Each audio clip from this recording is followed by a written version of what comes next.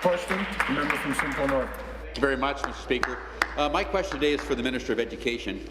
Minister, your Bill 10 hearings begin today and will be quickly finished by tomorrow evening. Groups such as the Association of Daycare Operators of Ontario, the Ontario Federation of Independent Schools, the Ontario First Nation Daycare Associations, Francophone Daycare Associations, they have been left completely out of the hearings.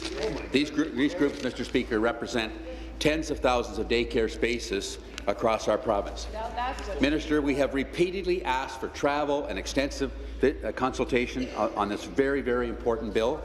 We absolutely have to get this bill right, and yet you have time allocated and moved this bill through extensive hearings very, very quickly.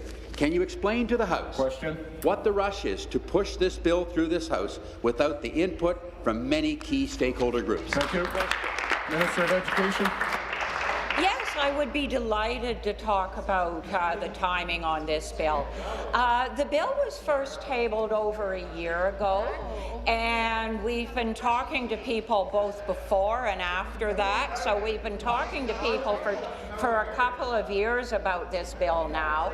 Over 400 written submissions before we even drafted the bill, and tons of correspondence and discussions. In fact, one of the things after we tabled the bill a year ago was we actually did meet with ADCO, the Association of Daycare Operators, and so in fact we've actually met with the Association of Daycare Operators, and some of the feedback that we received when we tabled the bill the first time is actually incorporated into Bill 10 in its current version.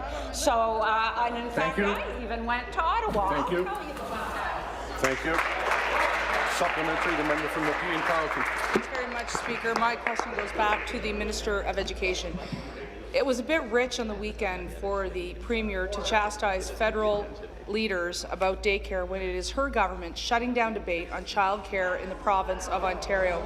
Today, the Association of Daycare Operators said that they were excluded from childcare hearings. They represent over 200,000 mothers and fathers. We know, for example, that the hearings that we're going to see over the next 2 days, Montessori's, independent religious schools, Jewish day schools, Native and Francophone childcare operators are also being excluded. But I want to talk about Sarah Jane from Lanark County, who found it so expensive for her to come here to travel to Queen's Park that her friends had to crowdsource funding for her, a childcare operator at Lanark County, to come to her provincial capital to speak to Ontario legislatures. Her friend Sarah Niblett asked, $5 a person adds up. Think of the money you could be earning as she speaks for us. So does the minister think open government means closed government when it comes to public hearings? Thank you. Order. I'd like to remind the member, when I stand, you sit, please.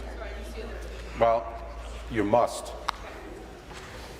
Minister of Education. Yes, thank you very much.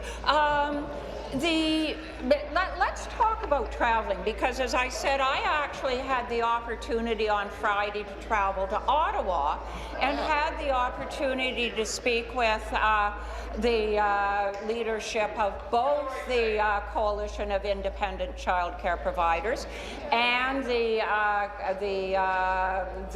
Providers Resource Network.